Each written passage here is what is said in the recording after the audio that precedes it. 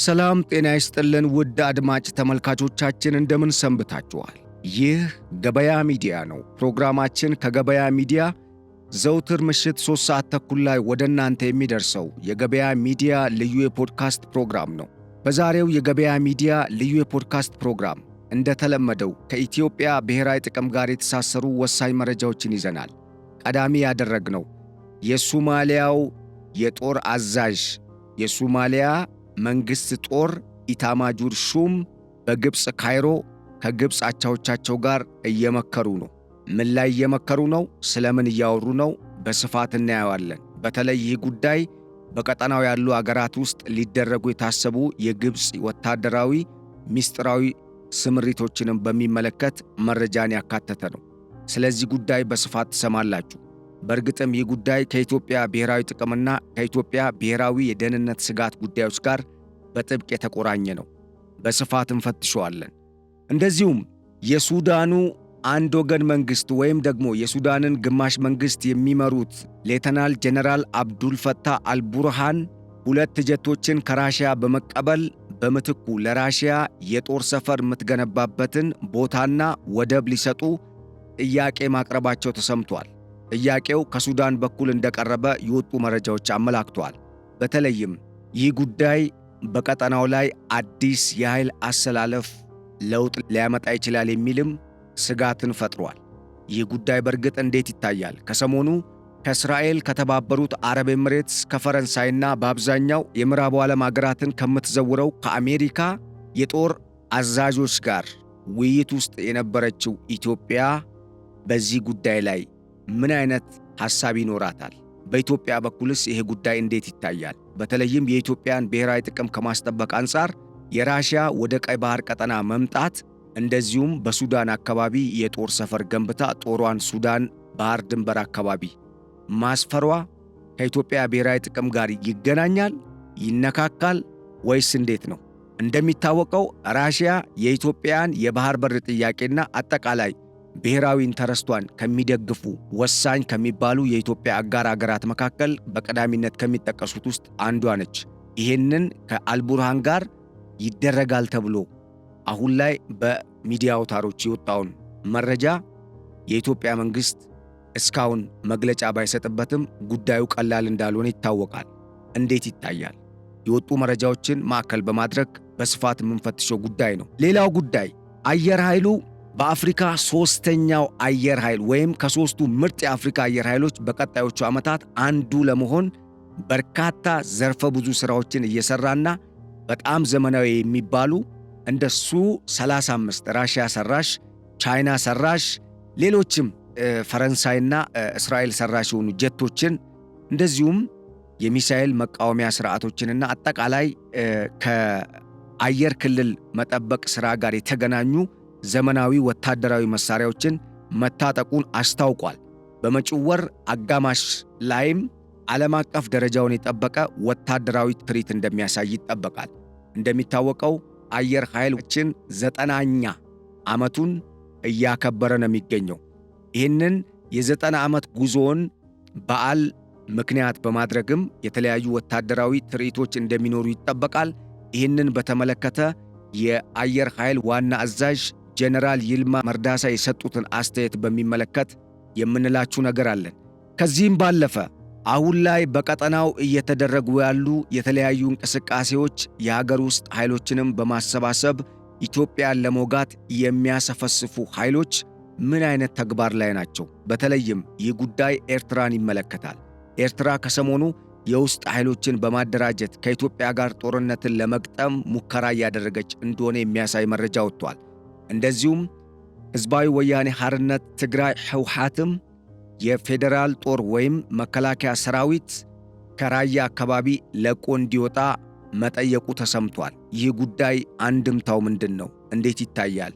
እናየዋለን። አብራችሁን ዝለቁ። ቆይታችሁ ያማረ እንደሚሆን በመጋበዝ እንዲሁም ተስፋ በማድረግ አብራችሁን እንድትቆዩ እየጋበዝናችሁ፣ በቆይታችሁ ለቻናላችን አዲስ የሆናችሁ ቻናሉን ሰብስክራይብ፣ ፕሮግራማችንን ደግሞ ላይክ እና ሼር እያደረጋችሁ ከኢትዮጵያ ብሔራዊ ጥቅም ጋር የተሳሰሩ እነኚህ መረጃዎችን እንድትሰሙ እየጋበዝን በቆይታችሁ እንደምታተርፉን በማመን በቀጥታ ወደ ዕለቱ የገበያ ሚዲያ ልዩ የፖድካስት ፕሮግራም አዳዲስ መረጃዎች ተሻገርን።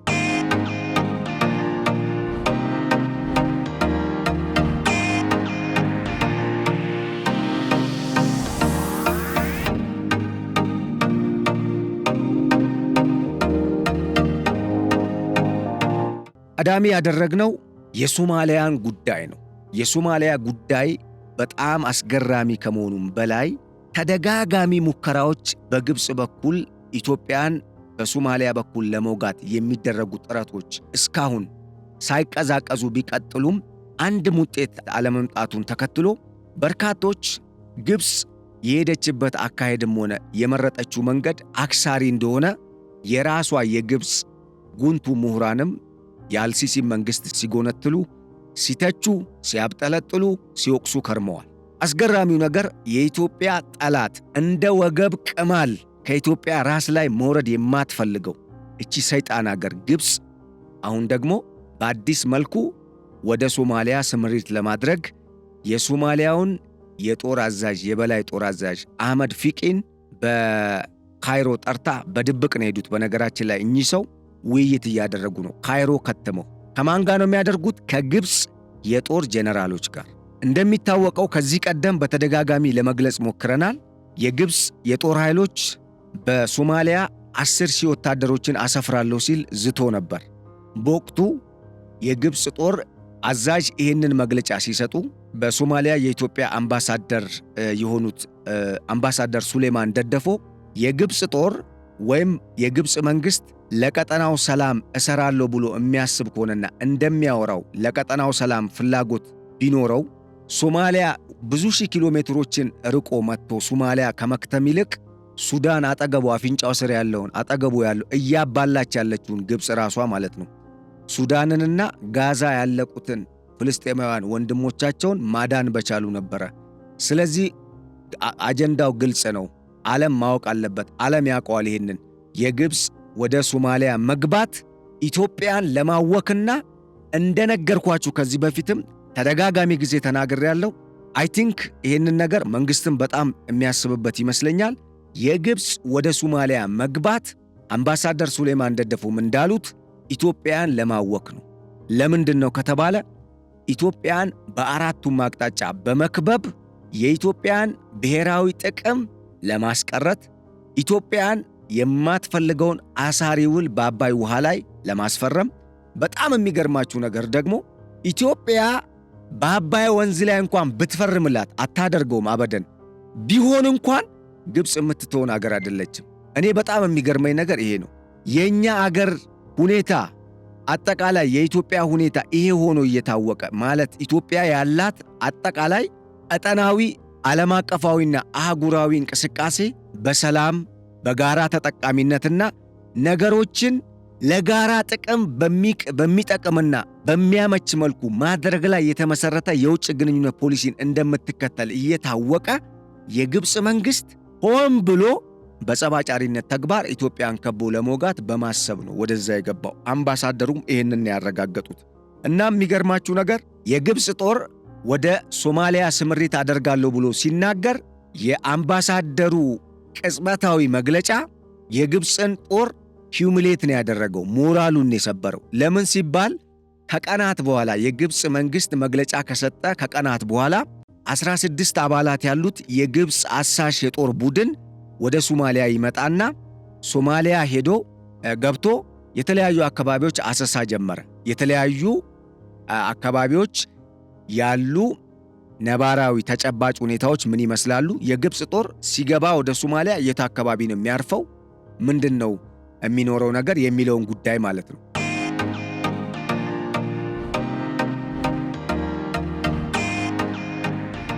የኢትዮጵያን ጦር እተናኮሳለሁ ካለ አጸፋውን አይችለውም ነበር ያሉት አምባሳደር ሱሌማን ደደፎ።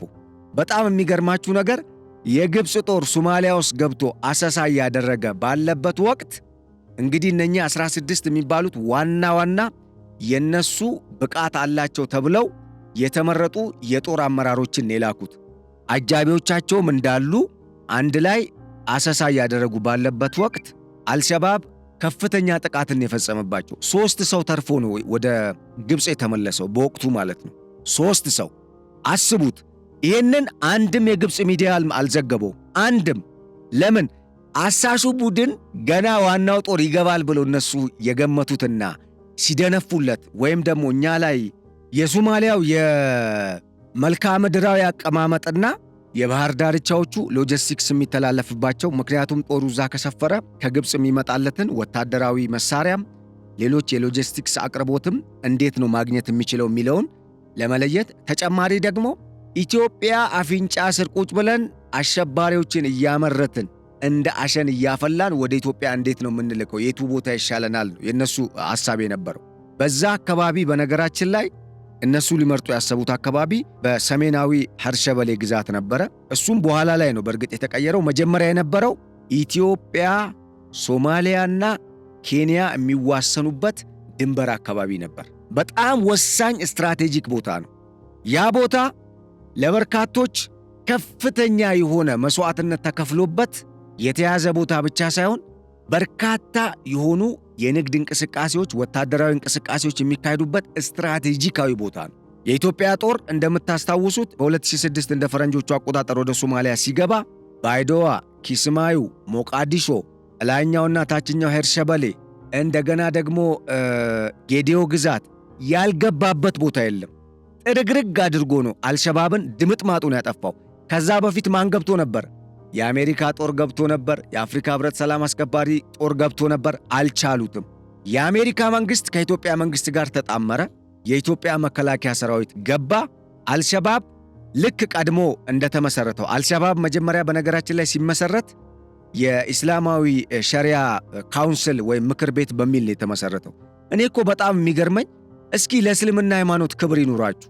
ነቢዩ ሙሐመድ ዓለም ላይ እስልምና በሰላም እንዲገለጽ አይደለም ሃይማኖታዊ አስተምሮ፣ አለባበሱ ራሱ ለወንዶች የተወደደውን ልብስ ነጭ እንዲሆን የመረጡበት መንገድ እስልምና ሰላም ስለሆነ ነው። እኔ የሚገባኝ ይሄ ነው። የሃይማኖት አባቶችም የሚያስተምሩት የሃይማኖት መጻሕፍቶቹም ይሄንን ነው የሚሰብኩት። ቢኮዝ ከስያሜውም ይሄንን ነው። ግን የሚገርማችሁ በዚህ ሃይማኖት ስም ሁለተኛ አይደለም፣ ሶስተኛም አይደለም፣ ወይም አራተኛ ዜጋም አይደለም፣ የገዛ የራሳቸውን ዜጋ በሽብር ጥቃት ሰለባ ለማድረግ ከነኚህ እንደ ግብፅ ካሉ ሰይጣናዊ ኃይላት ጋር ወይም ደግሞ አገራት ጋር ተጣምረው እንቅስቃሴ ያደርጋሉ። ምን አይነት ጭንቅላት እንዳላቸውም አይገባኝም። እኔ በጣም ነው የሚገርመኝ። ቢኮዝ ይሄ ሃይማኖታዊ አስተምሮ ነው እንዳይባል፣ የለም። ምን አይነት ሃይማኖታዊ አስተምሮ ነው? የለም እንደዚህ አይነት አስተምሮ። እንደውም አንዳንድ ጊዜ የሚመስለው ምንድን ነው?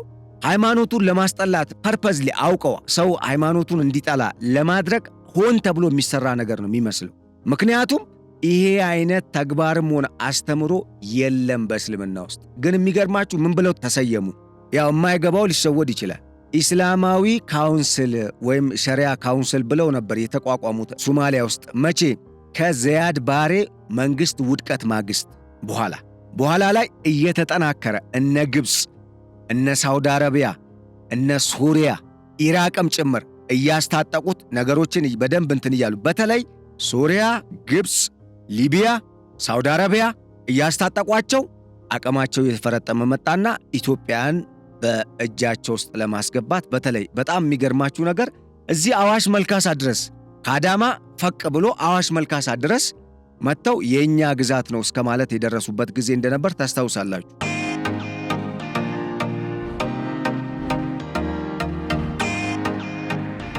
ያንን የዚያድ ባሬን ዓላማ እናሳካለን እኛ ደግሞ ብለው ድጋሚ ተነሱ።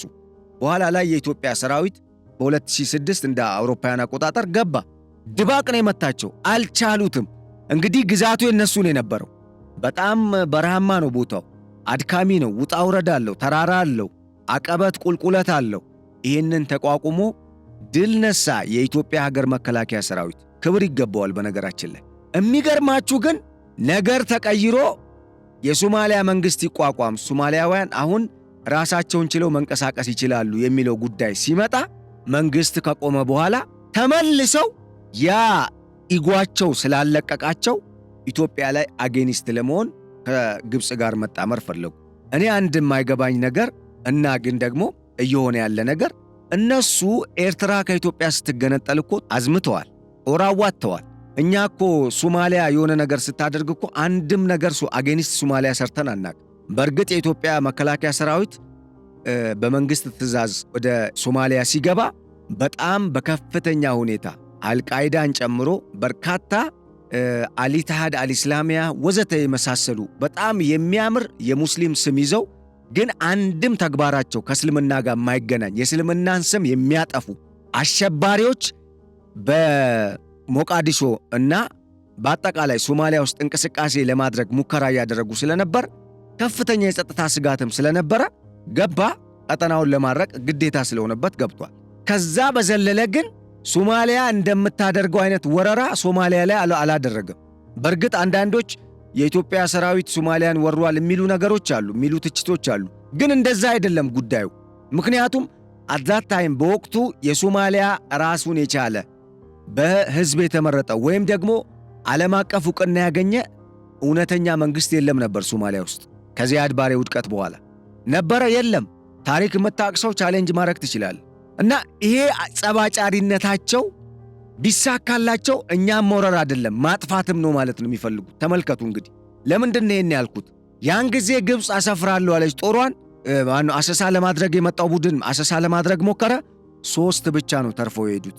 ማነው ጥቃቱን የፈጸመው ተባለ? አልሸባብ። ተመልከቱ፣ አልሸባብን ያቃታቸው የኢትዮጵያ ሀገር መከላከያ ሰራዊትን ሊችሉ እንደው ይቅርታ አድርጉልኝና ኮፈስ ካትበሉኝና ኢትዮጵያን ወይም ደግሞ ኢትዮጵያዊነትን በነፍስ ወከፍ መሳሪያ አይችሉንም እኛን ግብጾች። ይሄ ምድረ ነጫጭባውላ በነፍስ ወከፍ መሳሪያ ማለት መስዋዕትነት ይኖራል።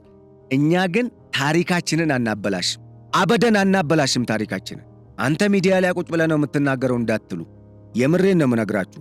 ለምንድን ነው ከተባለ ግብፅ ወደ ሶማሊያ ስትገባ አንድም ሁለትም ሁል ጊዜ ዋናና ትልቁ ዓላማዋ ኢትዮጵያን ማተራመስና ማተራመስ ብቻ ነው። አንድም የሰላም ዓላማ ይዛት ገብታ ማታቅ።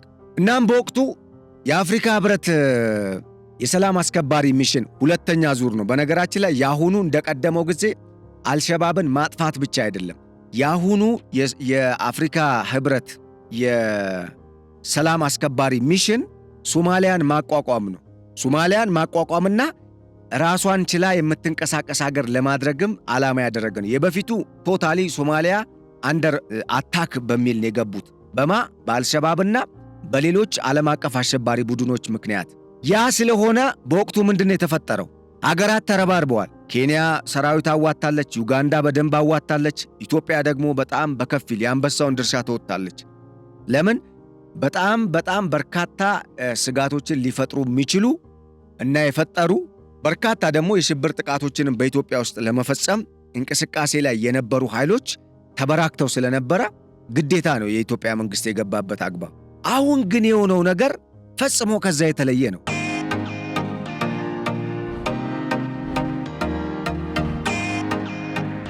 ለምሳሌ የኢትዮጵያ መንግስት የባህር በሩን ጥያቄ በሚመለከት በደንብ እያዳመጣችሁ እንግዲህ ይሄ ጉዳይ በርካታ የሆኑ ነገሮች አሉት ከኋላ ገፊ ምክንያቶች። ነገሩ ግን ኢትዮጵያ በሰላማዊ መንገድ እንጂ በጉልበት እንዳልሄደች ለማሳየት ነው። አሁን እኔ የምነግራችሁ የባህር በር ጥያቄን ያቀረበችው ኢትዮጵያ የትኛው አገር መንግስት ነው ከራሱ የተዘረፈውን የተወሰደበትን መሬት የተወሰደበትን ለዛውም የስበት ማዕከል፣ የውሃ አካል፣ ዓለም አቀፍ መተንፈሻ፣ የውጭ ገቢ ንግድ ማከናወኛ ማስተናገጃ፣ በጣም በእጅጉ የደህንነቱ መሰረት ማስጠበቂያ የሆነውን ቀጠና ለዛውም በራሱ ልጆች ተዘርፎ ከራሱ በተገነጠሉ ኃይሎች ተወግቶ እንዲዳከም ተደርጎ አቅም ባገኘ ወቅት እና ያ ትላንትና እዛ ሀገር ላይ በደልን የፈጸመው እንዲዳከም ያደረገው ያ ማለት ኤርትራ ማለት ነው። ተዳክማ እያለች የተሻለ አቅም መውረር አይደለም ጠቅልሎ መውሰድ የሚችል አቅም እያለው እባካችሁ ይሄንን ውሰዱና ይሄኛውን ስጡን ብሎ የሚጠይቅ መንግስት የት ሀገር ነው ያለው? የት ሀገር ነው እንደዚህ አይነት ከኢትዮ ቴሌኮም ይሄን ያህል ውሰዱ፣ ከአየር መንገድ ይሄን ያህል ሼር ውሰዱ፣ ከኤሌክትሪክ ኃይል የህዳሴ ግድቡ የሚያመነጨውን ጨምሮ ምን ያህል ሼር እንስጣችሁ፣ አለበለዛ በዓመት ልክ የኢትዮጵያ ፓርላማ ሰኔ መጨረሻ ላይ እና ሐምሌ ደግሞ አዲስ ዓመቱ ሲጀምር ለበጀት ቀመር በልዩ ሁኔታ ለናንተ እንድትቀርቡና እንድትወያዩ ተደርጎ የበጀት ቀመር ወጥቶላችሁ በጀት እንቁረጥላችሁ በየዓመቱ በቃ በቋሚነት እናንተ የባህር በር ስጡን። የትኛው መንግስት ነው እንደዚህ የሚለው ነው? እስቲ ንገሩ። አንድ ማሳያ ልንገራችሁ። አዘርባይጃንና አርሜኒያ ጦርነት ሲያደርጉ እንግዲህ ይታወቃል። ይሄ ናጎርኖ ወይም ኒጎርኖ ካራባህ ዋር ነው የሚሉት በእነሱ የ6 ሳምንት ጦርነት ነው የተካሄደው። መቼ? በ2020 ኖቬምበር 10 ከሴፕቴምበር 27 እስከ ኖቬምበር 10 2020 ከ5 ዓመት በፊት ማለት ነው ምነግራችሁ። ይኸው ዛሬ ኖቬምበር ውስጥ አይደለን? ከ5 ዓመት በፊት የነበረ ጦርነት ነው።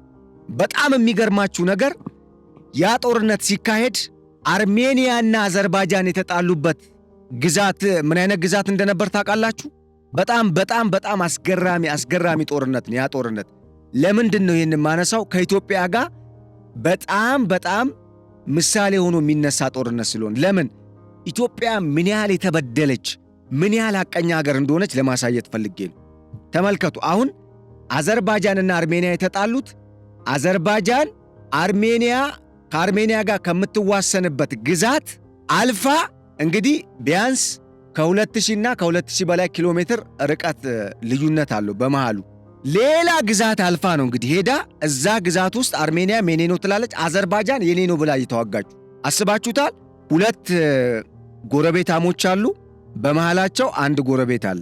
ወይም ደግሞ 3 ጎረቤታሞች አሉ። አንደኛው ሶስተኛው ላይ ያለውን ይሄ ሁለተኛው ላይ ያለውን ጎረቤት አልፎ ሶስተኛው ላይ ያለው ጎረቤት አገር ውስጥ ግዛት አለኝ ብሎ ሲዋጋ አስባችሁታል?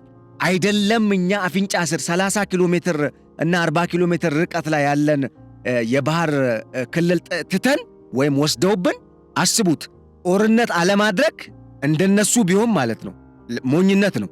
ምክንያቱም በኃይል ነበር እኮ የሚወስዱት ሌላ ሀገር ቢሆን። አዘርባይጃን ግን በመሃል ያለን ሌላ ግዛት አንድ ሀገር ትታ ሌላ ቦታ ሄዳ እኮ ግዛቴ ነው ብላ ነው የተዋጋችሁ።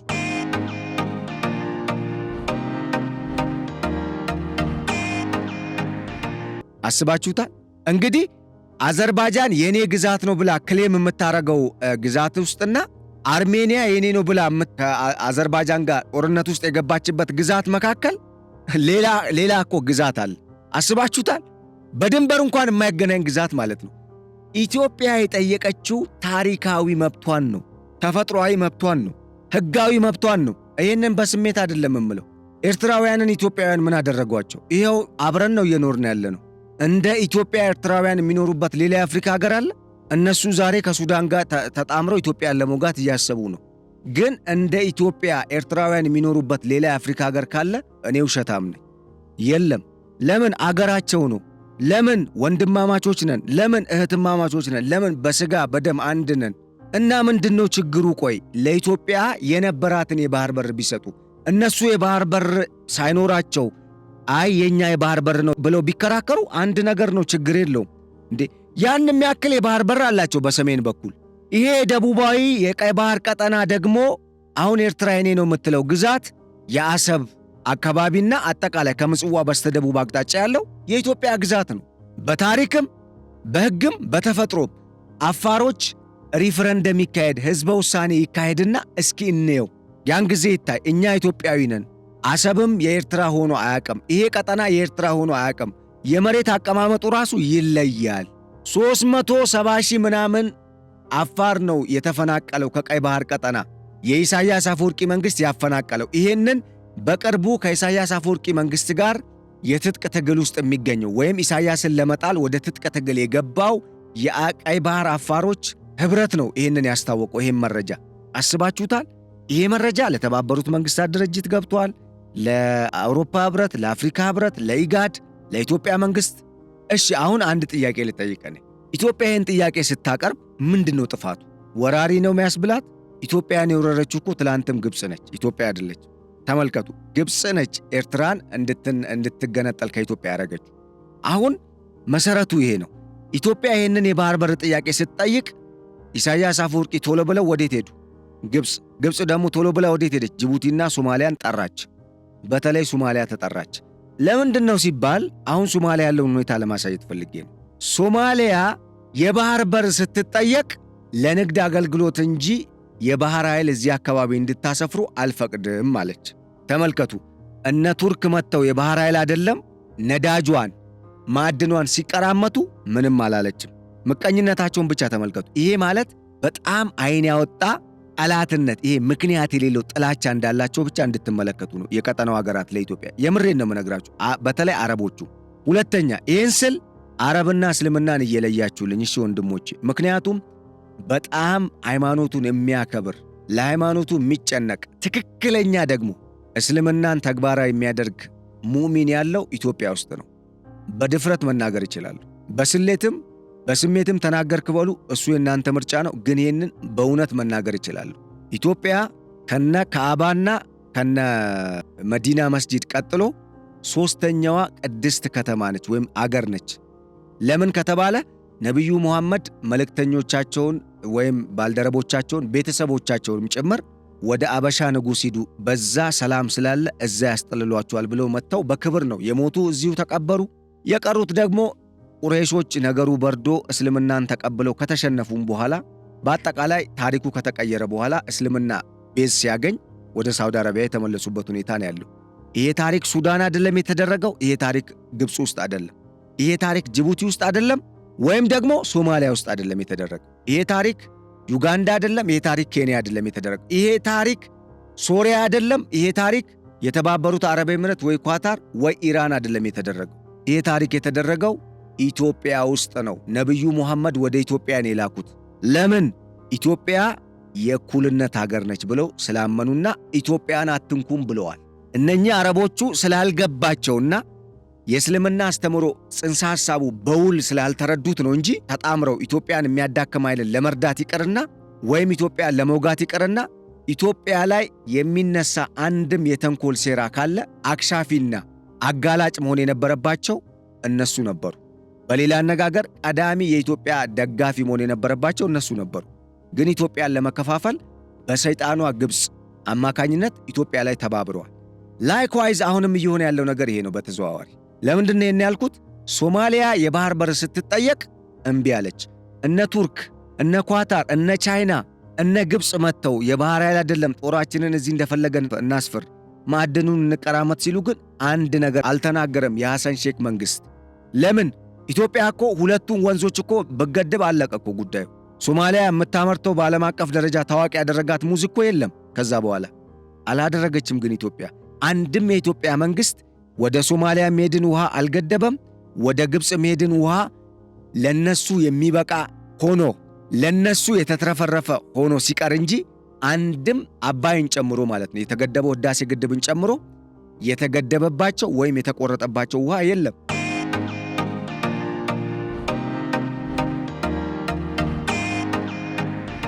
ወደ ጅቡቲ መሄድ ውሃ አልተቆረጠም።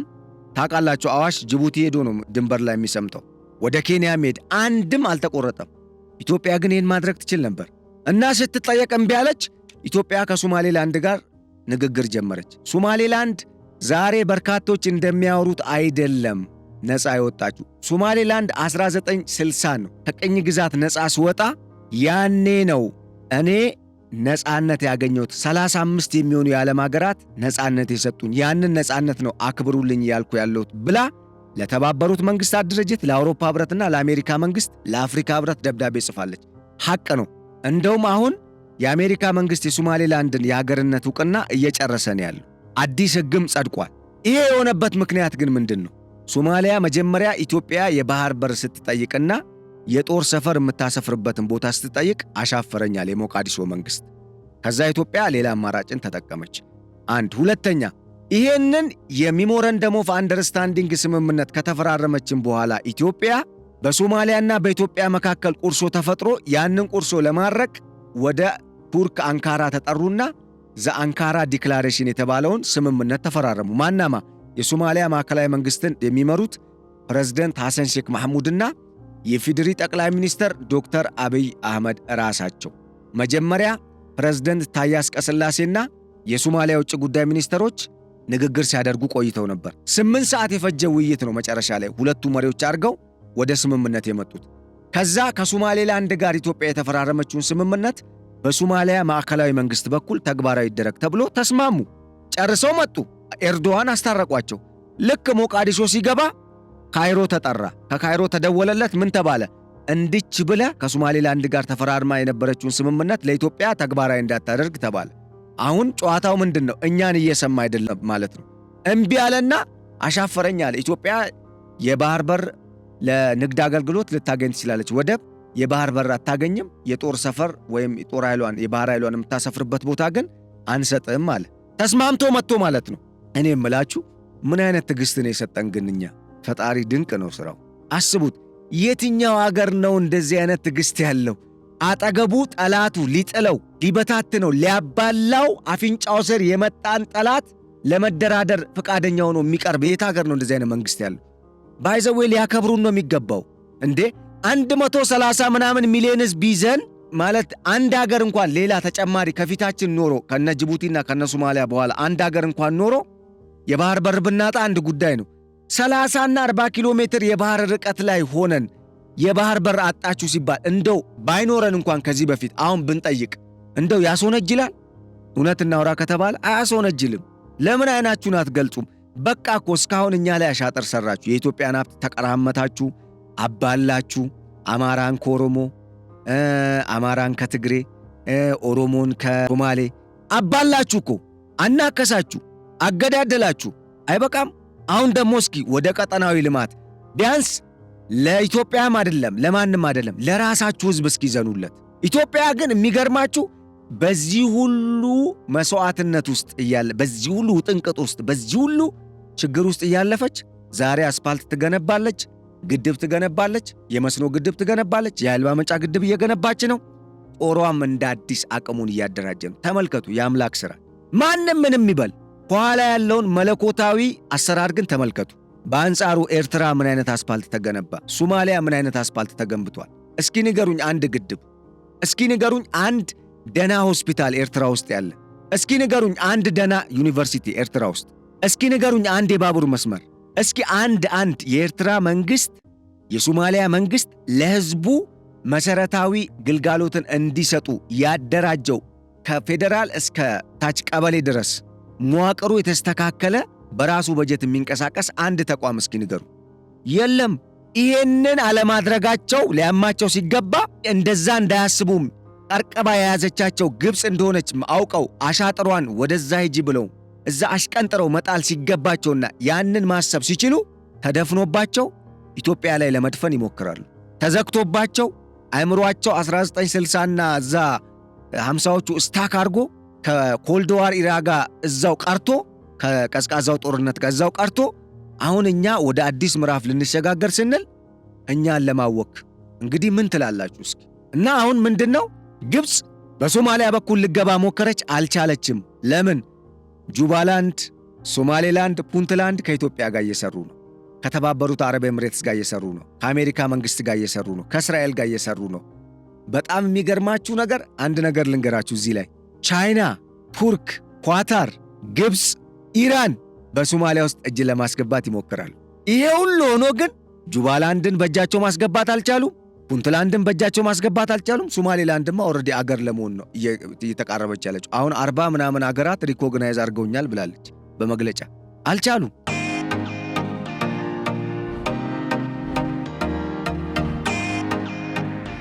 ከዚህም በላይ አስገራሚ ነገር የሶማሌላንድ ፕሬዝደንት የነበሩትና ሶማሌላንድን ሲያስተዳድሩ የነበሩት ሙሴ ቢሂ ከኢትዮጵያ መንግስት ጋር ስምምነት ከፈረሙ በኋላ የምርጫ ዘመናቸው ደርሶ ምርጫ ሲወዳደሩ እሳቸው እንዳያሸንፉ ለምን? ከኢትዮጵያ ጋር ጥሩ ቁርኝት ስላላቸው ከኳታር፣ ከሳውዲ አረቢያ፣ ከግብፅ መንግስት $30 ሚሊዮን ተመድቦ ለሶማሌላንድ ጎሳ መሪዎች $5 ሚሊዮን ተሰጥቶ አሁን ወደ ስልጣን የመጡት አብዱራህማን ኢሮ ፕሬዝዳንት አብዱራህማን ኢሮ ስልጣን እንዲይዙ ተደረገ። የት መሰላችሁ? ይህን ምላችሁ ሶማሌላንድ ውስጥ ነው። ሶማሊያ ብቻ አይደለም ጠላትነት ያለ። ከዛስ እኚህ ሰው በቀጥታ ወዴት ነው ሄዱት?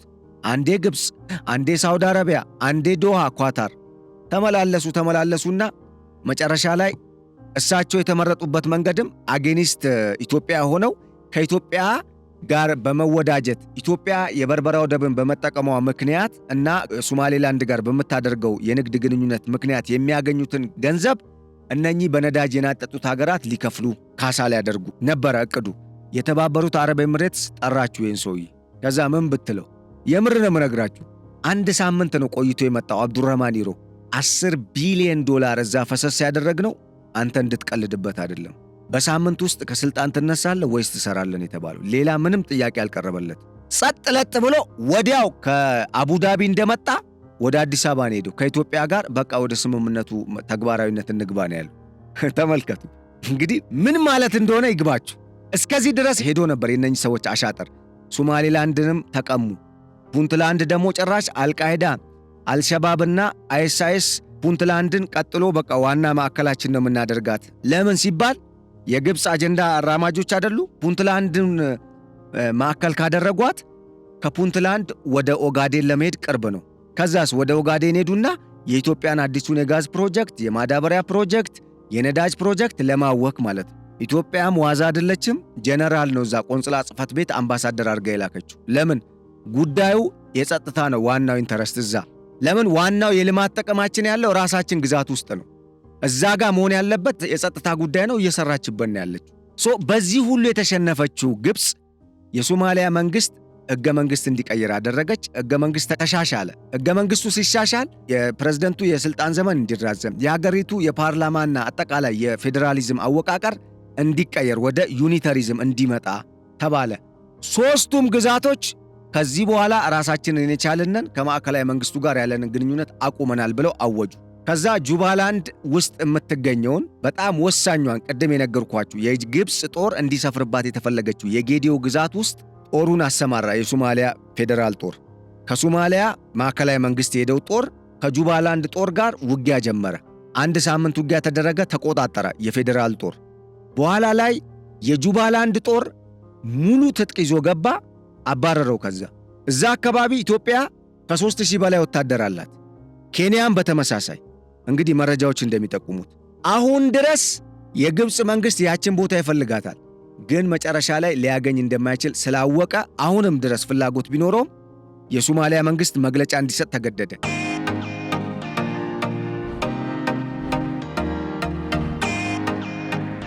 ይህን ያደረገው ለምንድን ነው? ሐሰን ሼክ በጁባላንድ በኩል የጀመረው አካሄድ ቢሳካለት ኖሮ ጁባላንድን ይጠቀልልና ቀጥሎ ወደ ፑንትላንድ ነበር ዘመቻ የሚያደርገው። ይሄ የግብፅ ስትራቴጂ ነበር።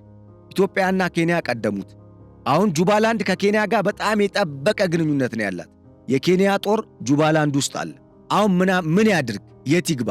ግብፅ ሸሸችና ኤርትራ ጋር ሄደች። ደግሞ ተመልሳ ቆይ ጦሬን አሁን አላሰፍርም አለች። በኤርትራ በኩል ደግሞ ተፋፋመ። አማራ ክልል ጦርነት ለመጀመር ተሞከረ። በውስጥ ኃይሎች እርስ በርስ ኢትዮጵያውያንን ለማገዳደል ተሞከረ። የትግራይ ክልልና የአማራ ክልልን፣ የአፋር ክልልን የጦርነት አውድማ ለማድረግ ተሞከረ፣ አልተቻለም። ከዛ ተመልሳ ከሳውዲ አረቢያ ጋር ጥምረት ፈጠረች። ከሳውዲ አረቢያ ጋር ጥምረት የፈጠረችው በቀይ ባህር ላይ የተባበሩት አረብ ኤምሬትስና እስራኤል የኢትዮጵያን አጀንዳ ደግፈው አዲስ ተከሳች ሆኖ ተከሰቱ። ከዛ በፊት እስራኤልን ያናደዳት አንድ ነገር ምንድን ነው? የሶማሊያ ባህር ዳርቻ ላይ ግብፅ ስትሰፍር ማንም አልተናገራትም። ቱርክ እዛ አካባቢ ስትሰፍር ማንም አልተናገራትም። የግብፅ የውጭ ጉዳይ ሚኒስተር ግን ምን አለ? በራሷ ግዛት እስራኤል እንግዲህ የቀይ ባህር አዋሳኝ ከሚባሉ አገራት አንዷ ነች። ገልፍ ኦፍ አቃባን ማየት ነው።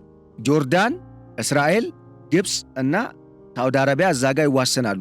ወደ ስዊዝ ካናል የሚሄደው መንገድ አለ አይደል? ወይም የውሃ አካል አለ አይደለ? ቀይ ባህር ላይ ካርታ ላይ ስታዩት በስተቀኝ ቀጭን ወሽመጥ አለች ወደ እስራኤል፣ ወደ ጆርዳንና በዚህ በሁለቱ ጎን ደግሞ ትይዩ በሆነ መልኩ ሳውዲ አረቢያና ግብፅ የሚዋሰኑበት የዛ የቀይ ባህር አዋሳኝ ቀጠና አባል ሀገር ሆና ሳለ የግብፁ የውጭ ጉዳይ ሚኒስተር የተወረረችውና አሁን ላይ ከፍተኛ የሆነ ዘመቻ እየተደረገባት ያለችው ፍልስጤም እንጂ እስራኤል የቀይ ባህር ቀጠና አባል አይደለችም። እዚህ ላይ እንደውም ይህን ቀጠና የመጠበቅ ኃላፊነት ያለብን እኛ ግብፃውያንና ሳውዲ አረቢያ ነች ብለው ሰጡ መግለጫ።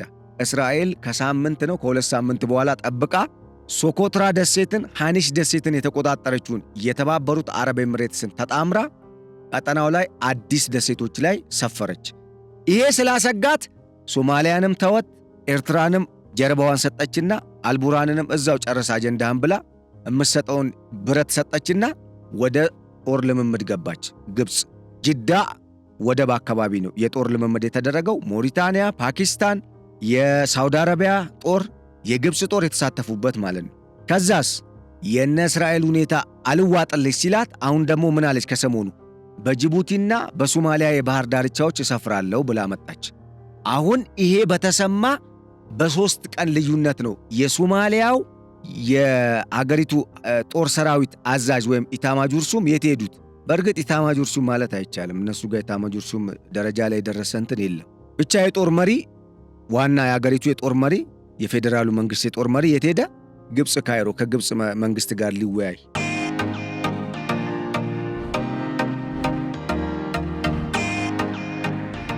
አንደኛ ተንኮል እንዳለ የምታውቁት ጦሩን ለማስፈር ከሆነ የሀገሪቱ ሲቪል መከላከያ ሚኒስተርና የውጭ ጉዳይ ሚኒስተር እንጂ የመከላከያ ኃይሉ እዛ ምን ይሰራል?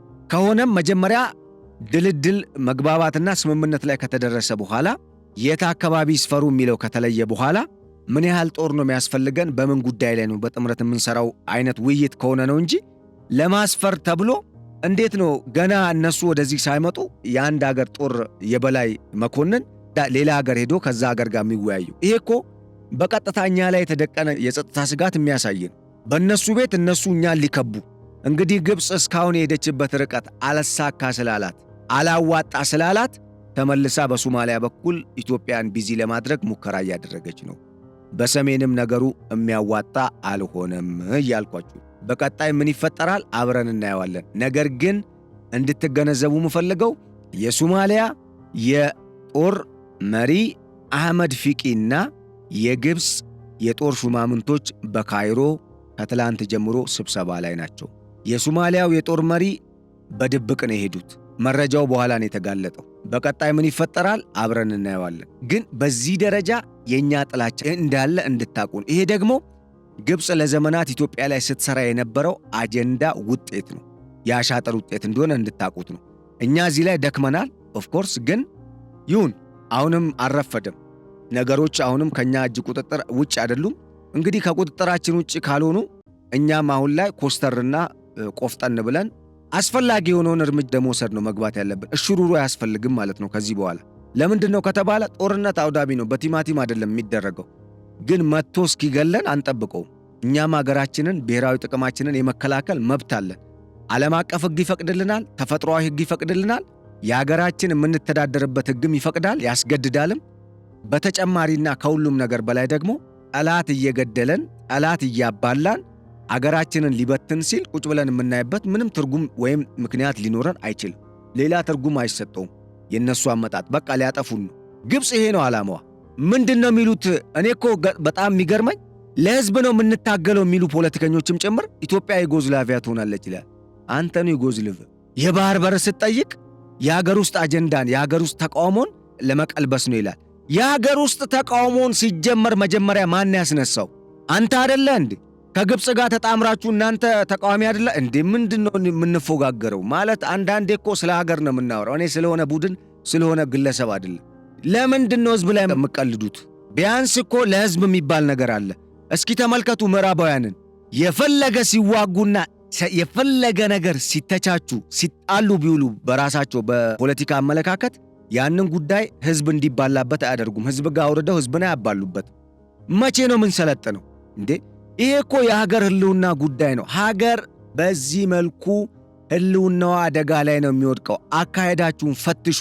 ለሀገር ከሆነ የምትለፉት ከህዝብ ጎን ቁሙ። ከህዝብ ጎን መቆም ደግሞ የህዝብን ጠላት መመከት ነው። እናንተ እኮ ለህዝብ ጠላት ነው እየሆናችሁ ያላችሁት። ለምን? መልሶ የራስ ወንድምን መግደል ምን ማለት ነው? እርስ በርስ መገዳደል ለእኛ ምንድን ነው ያተረፈልን? ይኸው እነ ሶማሊያ እነሱ አቅም አግኝተው ትላንትና እኛ ሰላም ስናስከብርላቸው ና ስንለው የሚመጣ ሂድ ስንለው የሚሄደው የሶማሊያ መንግስት ዛሬ ከግብፅ ጋር ተጣምሮ የእኛን የውስጥ አለመግባባት አይተው እኛ ላይ እያበሩብን ነው። እኛ ላይ ቁማር ሊጫወቱ የመከሩብን ነው ያሉት። ይሄ አያናድደንም? ግዴታ ኢትዮጵያ ውስጥ የሆነ መሪ መጥቶ ልማት ካለማ እኔ ካላለማው እሱ የሚያለማው ልማት አይባልም ነው? ይሄ እኮ ማለት ድንቁርና ነው ያለንበት ማለት ነው። ማን ነው ለአገር የሚያስበው? አሁን ማን ነው ማያስበው ወደሚል ክፍፍል እንድንገባ ነው? ከዛስ እርስ በርስ እንድንጨራረስ? ይሄ እኮ ነው የነሱ ዓላማ። ይሄን ነገር ብታስቡበት። በተለይ አሁንም ድረስ አገርን የሚከፋፍል ጠላት ሲመጣ ከጠላት ጋር የምትወግኑ ሰዎች ወይም ደግሞ ወገኖች አስቡበት። አገር ነው። አገር ማለት ህዝብ ነው። ለህዝብ ጥቅምና ነጻነት መብት እስከታገልክ ድረስ ወይም እስከታገልን ድረስ ህዝብን ማዕከል ያደረገ አገርን ቅድሚያ ያስቀደመ አካሄድ ነው መከተል ያለብን። ምክንያቱም እዚሁ ነው ተመልሰን እኮ መግቢያችን።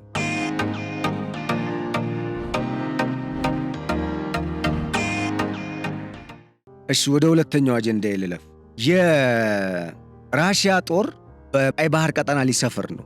የጀነራል ሐምዳን ዳጋሎ የሄሚቲ ጦር ወይም የሱዳኑ አርኤስኤፍ ጦር ከፍተኛ የሆነ የአየር ጥቃት አደጋ ላይ የጣላቸው የሱዳን ጀነራል አብዱልፈታህ አልቡርሃን ለራሽያ ጥያቄ አቅርበዋል። ለራሽያ ያቀረቡት ጥያቄ የሱዳንን አሁን ላይ ያሉ ፖርቶችን ራሽያ እንድትጠቀም የባህር ኃይሏንም እንድታሰፍር ወይም እዛ አካባቢ የባህር ኃይል ቤዝ እንድትገነባና በአንጻሩ ወይንም በምትኩ ደግሞ አሁን ላይ የሱዳን ብሔራዊ ጦር አገሪቱን መቆጣጠር የሚችልበት ወታደራዊ ድጋፍ እንድትሰጠው በዋናነት 2 ጀቶች እንድትሰጠው አንዱ ሱ-30 ሌላኛው ሱ-35 የሚባሉ ጀቶችን እንድትሰጠው ጥያቄ አቅርበዋል። አሁን ለታ ምን አይነት መረጃ ነው የሰጠዋችሁ ወይም ደግሞ ያቀረብንላችሁ?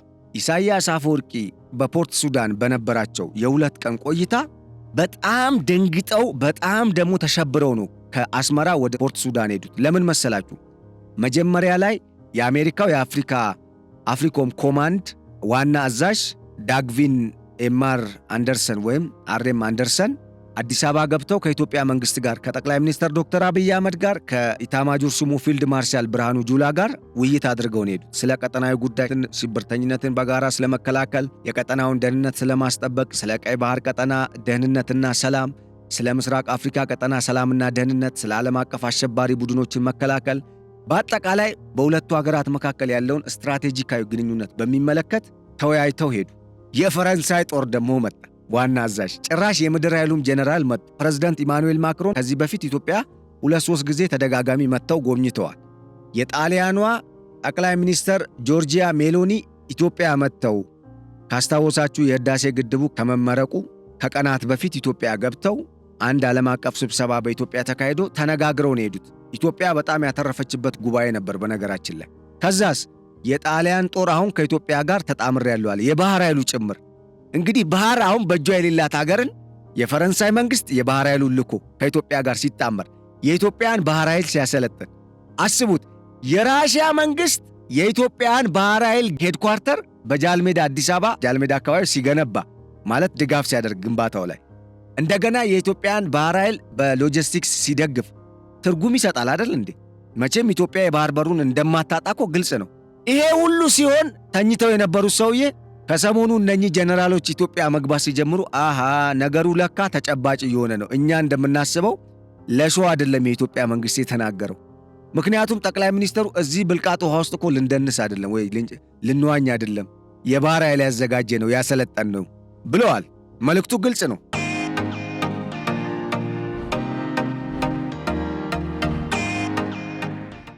ቆየት አለና እስራኤል ከኢትዮጵያ ጋር ሙሉ በሙሉ በጥምረት ለመስራት ዝግጁ ነኝ ስትል ፕሬዝዳንት ኢሳያስ አፈወርቂ ቶሎ ብለው ከኋላ እሳቸው መንገድ ከጀመሩ በኋላ የማስታወቂያ ሚኒስተሩን አልቡርሃን ጠርቶት ነው በልና ተናገር ለጥፍ ብለውት ለጥፎ በአልቡርሃን ግብዣ ወደ ፖርት ሱዳን አምርተዋል የተከበሩ ፕሬዝዳንታችን ኢሳያስ አፈወርቂ ብሎ ለጠፈ በትዊተር ገጹ ላይ። ለማንኛውም ቁም ነገሩ ምንድነው? እዛ የተደረገው የ2 ቀን ቆይታ ነው ያደረጉት ፕሬዝዳንት ኢሳያስ አፈወርቂ። ምንድነው እዛ ያደረጉት ቆይታ? ውይይታቸው ለምንልኝ ብቻቸውን የቀሩት ኢሳያስ አፈወርቂ የሻዕቢያ መንግስት አሁን አንድ አገር ሁነኛ ተጣማሪ አገር እስቲ ጥሩልኝ ከግብፅና ከሳውዲ አረቢያ ውጭ እና ከአልቡርሃን ውጭ የለም።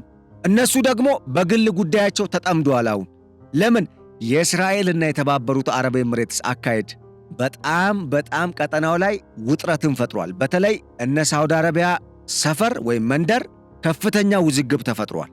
ሳውዲ አረቢያ ታስታውሳላችሁ ከሰሞኑ F-35A እና B የተባሉ አሜሪካ ሰራሽ ጀቶችን ለመግዛት የ$142 ቢሊዮን ስምምነት አድርጎ ነው የመጣው ሳውዲ አረቢያ መንግስት የሳውዲው አልጋወራሽ ንጉስ ሙሐመድ ቢን ሰልማን ከአሜሪካ መንግስት ጋር።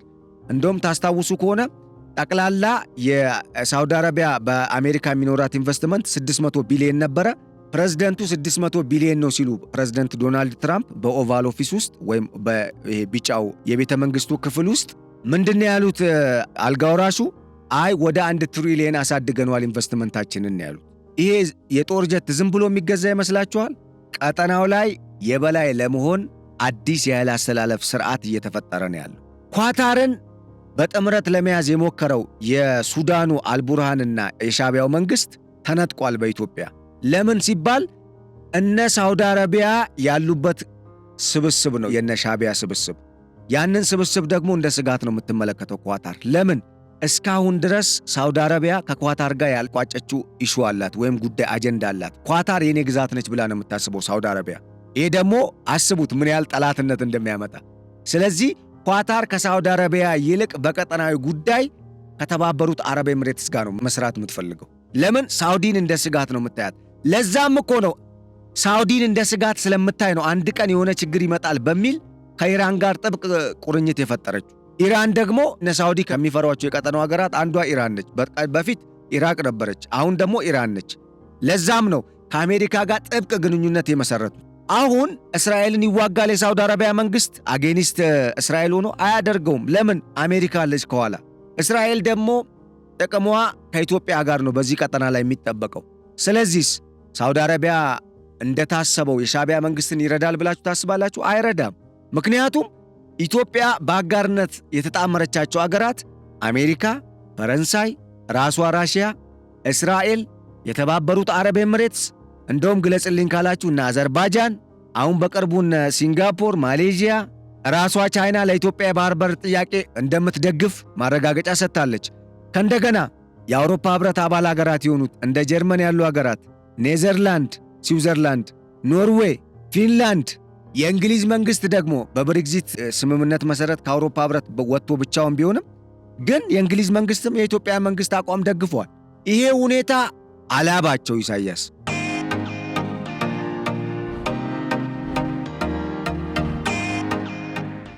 በቀጥታ ወደ ፖርት ሱዳን ሄደው በል ተጣማሪ አገር ፈልግ ሲሉ ነበር። እሳቸው ይሄንን በፖርት ሱዳን ተወያይቶ ከመጡ ከ3 ቀን በኋላ ምን ተፈጠረ? ዛሬ ምን ሰማን? ትላንት ማምሻችንን የአልቡርሃን መንግስት የራሽያ መንግስት የባህር ኃይሉን የሚያሰፍርበት የጦር ሰፈር የሚገነባበትን ቦታና ቤዝ ሊሰጠው፣ በተጨማሪ ወደቦችን ሊሰጥና በዛ ምትክ ደግሞ ራሽያ ድጋፍ እንድታደርግ 2 ጀቶች በፍጥነት እንዲሰጡት ጥያቄ አቅርቧል። ምን ትላላችሁ? እንግዲህ የራሽያ ወደዚህ ቀጠና መምጣት ለኢትዮጵያ ስጋት አይደለም። በነገራችን ላይ ለምንድን ነው ከተባለ የደርግ ዘመነ መንግስትን አስታውሱ። ምናልባት አሁን ነገሩ ስለተቀየረ ነው ይህን ማወራው። ራሽያኖች ቀጠናውን መቆጣጠር ይፈልጋሉ። የራሽያኖች ጉዳይ ከአሜሪካውያን እንጂ ከኢትዮጵያውያን ጋር አይደለም። ማለት ኢትዮጵያን እንደ ጠላት አይመለከቱም። የኛ በጣም ወዳጅ አገር ናቸው። በአንጻሩ አልቡርሃን ከኢሳያስ አፈወርቂ ጋር ነው ንግግሩ። ስለዚህ አሁን ራሽያ ኢትዮጵያን ነው ወይስ በቀይ ባህር ጉዳይ ሱዳንን ነው የምትመርጠው ከተባለ አሁን በዚህ ሰዓት ምርጫውን መለየት ይከብዳል። ለምንድን ነው ካላችሁ የባህር በሩ ያለው ሱዳን ነው በእጁ ያለው። ኢትዮጵያ ደግሞ የባህር በሯን በእጇ ልታስገባ እየተንቀሳቀሰች ነው። የራሷን የሰው አይደለም የራሷን። የኛ ባህር በር በእጃችን ሲገባ ጥርጥር የለውም አይደለም ራሽያ የትኛውም ሀገር በዚህ ቀጠና ላይ ጥቅሙን ለማስጠበቅ ሲመጣ ቀዳሚ ተመራጭ ሀገር እንደምንሆን ጥያቄ የለውም። አሁን ባለው ሁኔታም እኛ ጋር ማዕድን አለ። ስለዚህ የራሽያ መንግስት እኛን ሊመርጥ የሚችልበት ሁኔታም አለ። በተመሳሳይ የባህር በሩ እነሱ እጅ ስላለ ሱዳን የባህር በር ስላላት ከአልቡርሃን ጋር ሊጣመሩ ይችላሉ። ነገር ግን ስትራቴጂካዊ ግንኙነት አይሆንም፣ ታክቲካዊ ነው የሚሆነው። ለምን ከተባለ አልቡርሃን አመሰራረቱ የራሽያን ጥቅም እንዲያስጠብቅ ሆኖ አይደለም። በተጨማሪ ደግሞ ኢትዮጵያ ምን አድቫንቴጅ አላት? ብሪክስ የሚባል ስብስብ አለ። እንግዲህ ብሪክስ ውስጥ መጀመሪያ ብሪክስ ሲመሰረት ብራዚል፣ ራሽያ፣ ኢንዲያና ቻይና ከዛ ሳውዝ አፍሪካ ናቸው የመሰረቱት። አሁን ደግሞ እንደ ኢትዮጵያ፣ የተባበሩት አረብ ኤምሬትስ፣ ሳውዲ አረቢያን ጨምሮ ራሷ ግብፅም፣ በርካታ ሀገራት ኢራንም ተካተውበታል። እነኛ ሀገራት ምንድን ነው የሚፈልጉት? አዲስ የዓለም ስርዓት እንዲመጣ ይፈልጋሉ። በምዕራባውያን የማይዘወር ማለት ነው። ይሄ ጉዳይ ስላለ ራሽያ ምን አይነት ሮል ነው የሚኖራት ወደዚህ ወደ ምስራቅ አፍሪካ ቀጠና በተለይ ወደ ቀይ ባህር ስትመጣ? ማደራደር ነው እንጂ ኢትዮጵያ ላይ ተጽዕኖ ታደርጋለች ተብሎ አይጠበቅም፣ አይገመትም። ልታረገው የምችልበትም አግባብ የለም። ለምን? ከኢትዮጵያ ጋር ተቃራኒ መሄድ እዚህ ቀጠና ላይ የራሽያን ጥቅም ይጎዳል እንጂ አያስጠብቅም። በተጨማሪ ራሽያና ኢትዮጵያ ያላቸውን ግንኙነት ወደ ኋላ መለስ በሉና አዩት። አሁን እንኳን በኒውክለር ተጣምረዋል። ኢንፋክት ግብፅም በዚህ ጉዳይ ላይ የራሽያ መንግስት ወደ ሱዳን እንዲገባ ወይም ሱዳን ውስጥ ለሚንቀሳቀሰው የአልቡርሃን መንግስት ድጋፍ እንዲያደርግ ሎቢ ስታደርግ ነበረ በሎቢስቶች አማካኝነት። ነገር ግን ግብፅ ረፊን የተባለችው ማን ያለው? ፕሬዝዳንት ዶናልድ ትራምፕ። ለምን? አንድ ጊዜ ካስታወሳችሁ ፕሬዝዳንት ዶናልድ ትራምፕ ከሳምንታት በፊት በሱዳን ያለው ጦርነት እንዲቆም አልሲሲ አደራደር ብለው ነበር። አልሲሲ ላይ ክስ ሲቀርብባቸው ወደ ሳውዲ አረቢያ ነው ጉዳዩን ያዞሩት ቶሎ ብለው። አልሲሲ እንደውም ማስጠንቀቂያ ነው የተሰጠው። አሁን ሳውዲ አረቢያና አሜሪካ ያቀረቡትን የሰላም ጥሪ አልቡርሃን እምቢ በማለት ነው እንግዲህ ወደ ራሽያ ፊቱን ያዞረው። ይሄ ማለት ጥያቄው መጀመሪያ ከየት ነው የመጣው? የአሜሪካና የሳውዲ አረቢያ መንግስት ሳውዲ አረቢያ አልቡርሃንን እንደምትደግፍ ይታወቃል። አሁን ስታስቡት አሜሪካ ከሳውዲ አረቢያ ጋር ያላት ግንኙነት ጥብቅ ነው። ሳውዲ አረቢያ አልቡርሃን አንዱ ቀኝ እጄ ብሎ ከሚያስባቸው የቀጠናው ሀገራት አንዷ ነች። በሱዳን ውስጥ በቃ የተባበሩት አረብ ኤሚሬትስ አርኤስኤፍን ስትደግፍ፣ ሳውዲ አረቢያ ደግሞ የሱዳንን ብሔራዊ ጦር ነው የምትደግፈው ወይም የሱዳን ጦርን።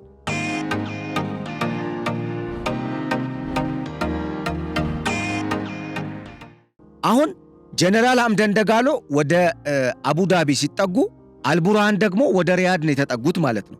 ሪያድ ደግሞ ከአሜሪካ ጋር ያላት ግንኙነት ይታወቃል። እና አልቡርሃን ተደራደር ሲሉ ሳውዲዎች እምቢ ሊል ነው አይልም።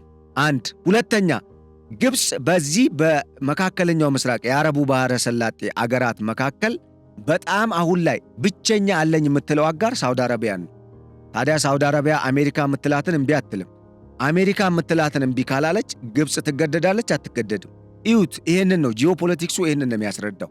ቢኮዝ ማየት ያለብን ትልቁን ስዕል ነው። ያ ትልቁ አገር ነው ወደ ታች እየተጫነ ነገሮችን የሚያስተካክለው ወይም ቀጠናውን ወደ እጁ ለማስገባት የሚሞክረው። ስለዚህ ራሽያ ኢትዮጵያም ወደነ ምዕራባውያን አገራት እንድትዋጥባት አትፈልግም። ቢኮዝ በዚህ ቀጠና ላይ ኢትዮጵያን የያዘ አገር የምስራቅ አፍሪካ ቀጠናን ይቆጣጠራል። ዚስ ኢዝ ሪል ኤንድ ፋክት ነው። ምንም ዳውት የለውም። ምንም ሸክ የሌለው ጥርጣሬ የሌለው ሐቅ ነው። የምስራቅ አፍሪካ ቀጠና ዋና ዘዋሪ አገር ወደዳችሁም ጠላችሁም አመናችሁም አላመናችሁም ኢትዮጵያ ነች። በቀጣይም ኢትዮጵያ ነች የምትሆኑ።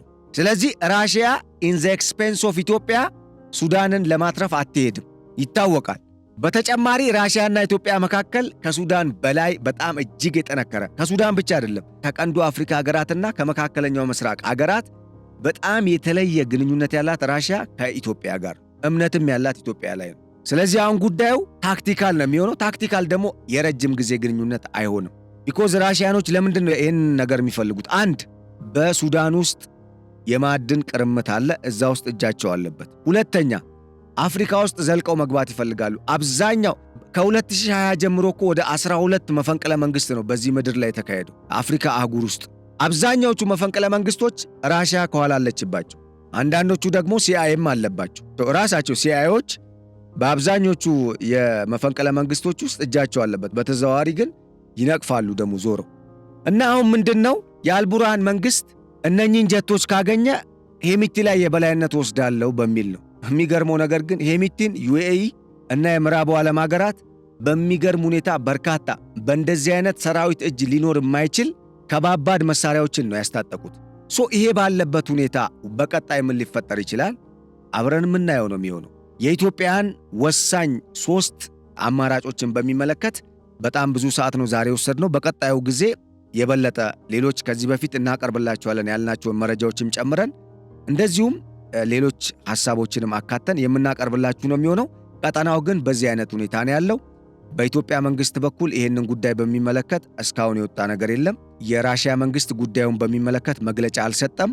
ነገር ግን ይህንን ጉዳይ በሚመለከት በመስከረም ወር አሜሪካ ኒውዮርክ በተካሄደው 80ኛው በጣም ታሪካዊ በተባለው የፍልስጤም አገርነት በጸደቀበት የተባበሩት መንግስታት ድርጅት ስብሰባ ወቅት የጎንዮሽ ውይይት አድርገው የነበሩት ሱዳንን ወክለው በዛ ስብሰባ ላይ የተገኙት የሱዳኑ የግማሽ መንግስት ጠቅላይ ሚኒስተር ካሚል ኢድሪስ ከራሽያው የውጭ ጉዳይ ሚኒስተር ሰርጌይ ላቭሮቭ ጋር ውይይት አድርገው ነው አሁን ይሄ ነገር ድጋሜ የተነሳው ነው የተባለው። ይህ እንግዲህ በቀጣይ ምን አይነት አካሄድ ሊኖር ይችላል ወይም ደግሞ አልቡርሃን ከራሽያ ጋር ግንኙነት ጀመረ በተባለበት ቅጽበት አሜሪካኖች ሌላ ኃይል እንዳዘጋጁ ይታወቃል። ወደ ካርቱም እንዲበር ሊያደርጉት ይችላሉ። ሄሚቲን አይታወቅም። አዳዲስ ነገሮች ብቻ ሊፈጠሩ እንደሚችሉ ግልጽ ነው። ያንን አዳዲስ ነገር ደግሞ ተከታትለን የምናቀርብላችሁ ነው የሚሆነው። የኢትዮጵያ አየር ኃይል በአፍሪካ ካሉ 3 ዋና ዋና አየር ኃይሎች ዋናው ለመሆን እየሰራው ነው ብሏል። ጄኔራል ይልማ መርዳሳ የኢትዮጵያ አየር ኃይል ዋና አዛዥ ናቸው። ቀጣይ ወር አጋማሽ ላይ ዓለም አቀፍ ደረጃውን የጠበቀ ወታደራዊ የአየር ትርኢት በኢትዮጵያ ቢሾፍቱ አካባቢ እንደሚደረግ ተነግሯል። እንግዲህ ይሄ ጉዳይ በተለይ አየር ኃይሉ አሁን ላይ በዘመናዊ ቴክኖሎጂ የታጠቃቸውን ትጥቅ አቅሙን እንደገና እስካሁን ግብፅም ቋምጣ ያላገኘችውን ለምን ግብፅን አታምንም? ራሽያ ለማታምነው ሀገር አትሰጥም መሳሪያ።